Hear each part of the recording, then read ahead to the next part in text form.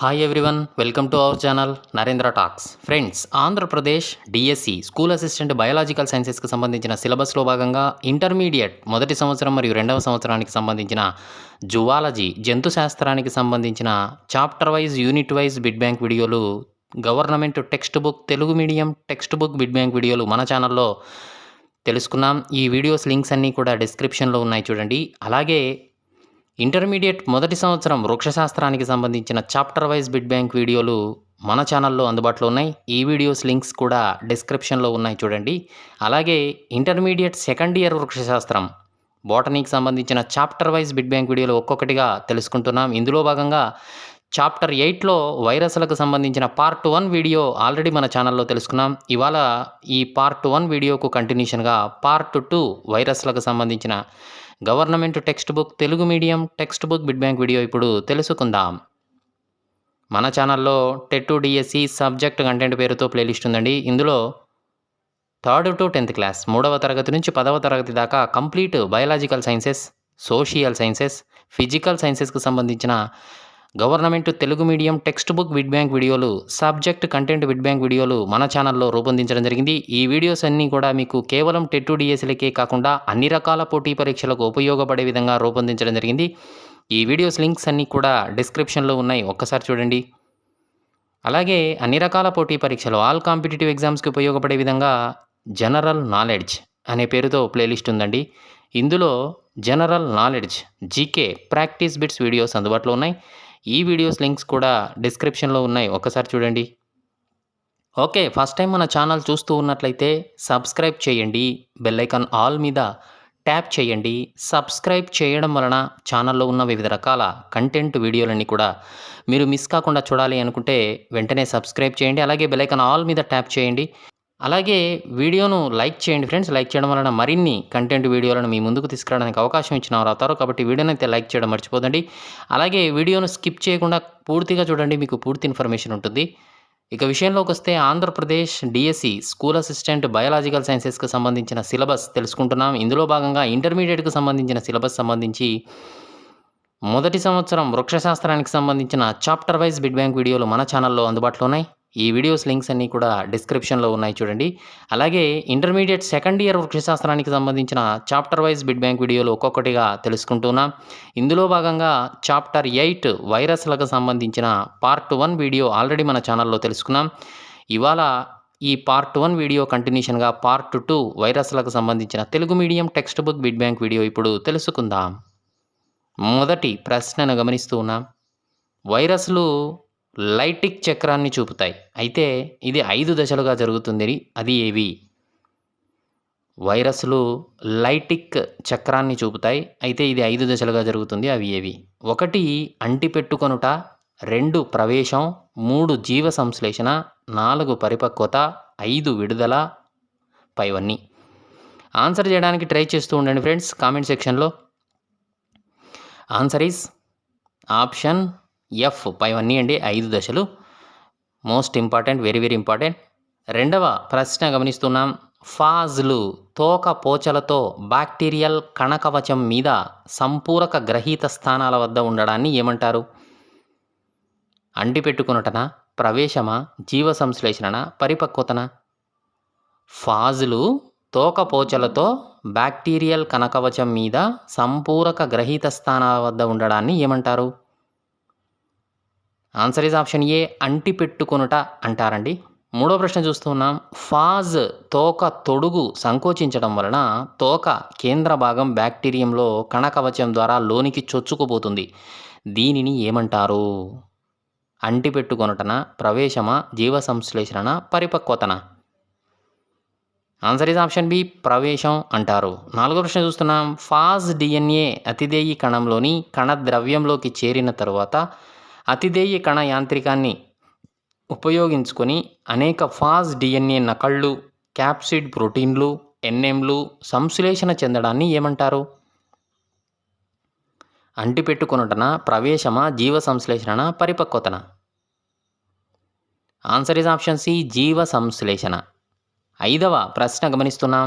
Phage DNA క్యాప్సిడ్లు కలిసి పూర్తి విరియన్లు ఏర్పడతాయి. వైరస్ సంక్రమణ జరిగే కణంలో ముదిరిన వైరస్ కనిపించే వరకు మధ్య కాలాన్ని గుప్త దశ అంటారు. ఈ మొత్తం ప్రక్రియను ఏమంటారు? అంటిపెట్టుకొనుటనా, ప్రవేశమా, జీవసంశ్లేషణ, పరిపక్వతన?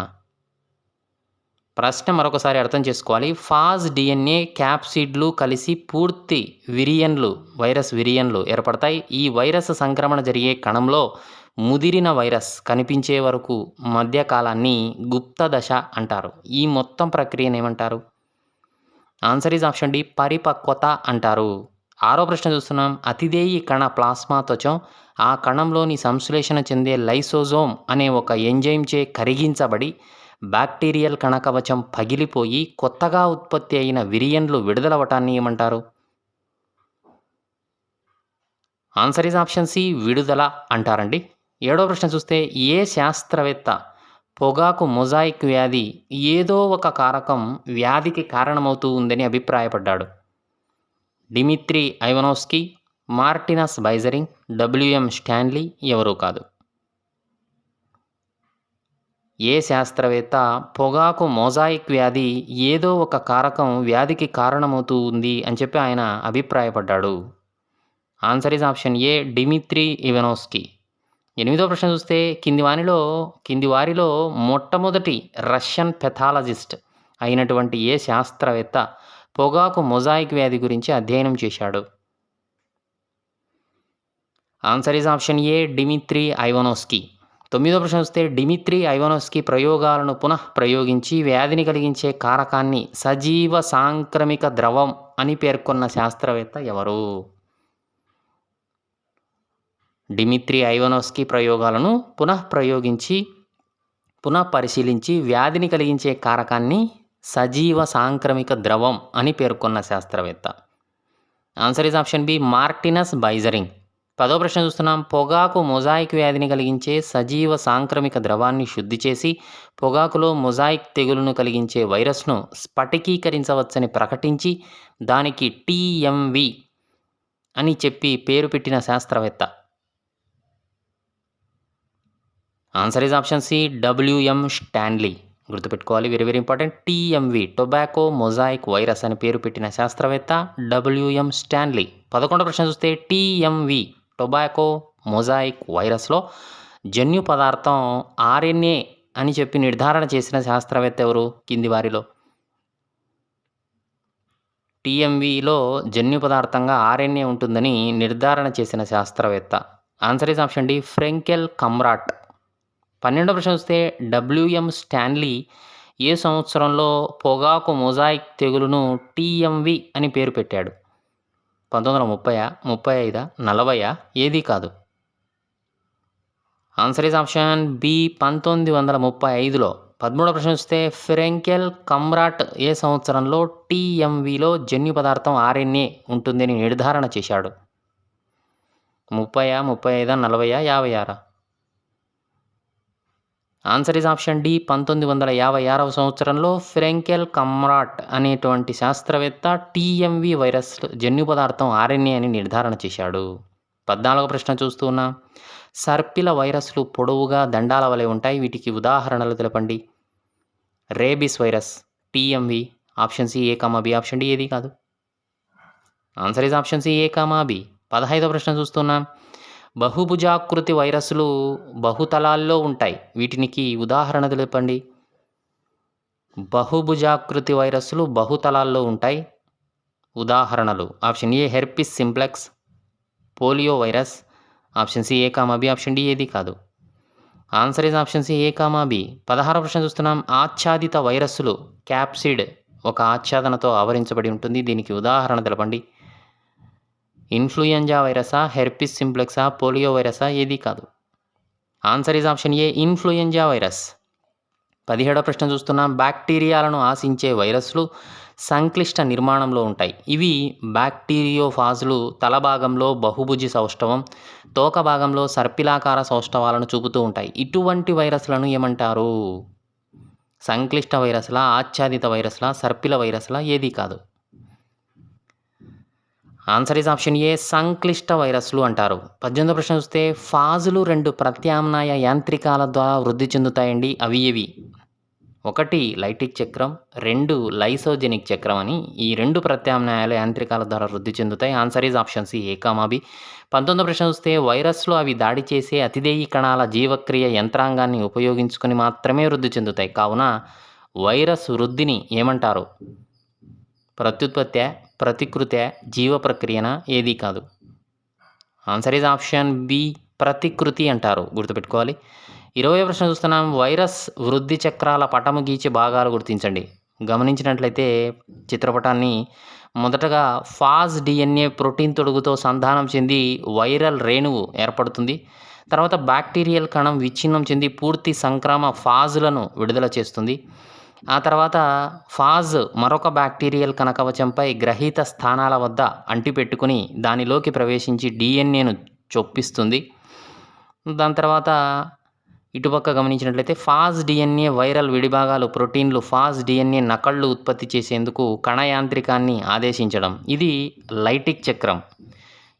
తర్వాత వెంటనే రెండవది 2 అని నెంబర్ కనపడుతూ ఉంటుంది. ఆ 2 వచ్చేసి ఫాజ్ DNA ప్రొపాజ్ వలె బ్యాక్టీరియల్ క్రోమోజోమ్తో ఇమిడిపోతుంది.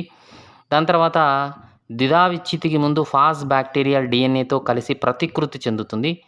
ఇటుపక్క దీన్ని లైసోజెనిక్ చక్రం అంటారు. 2గా విభజితమైంది కణము.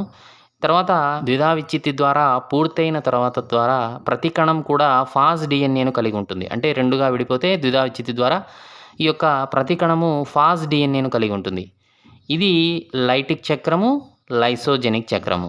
ఓకే, ఇది వైరస్ వృద్ధి చక్రాలకు సంబంధించిన విషయం.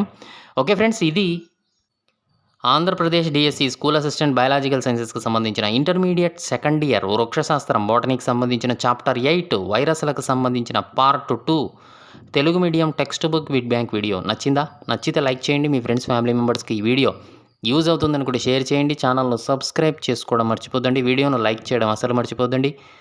Thanks for watching.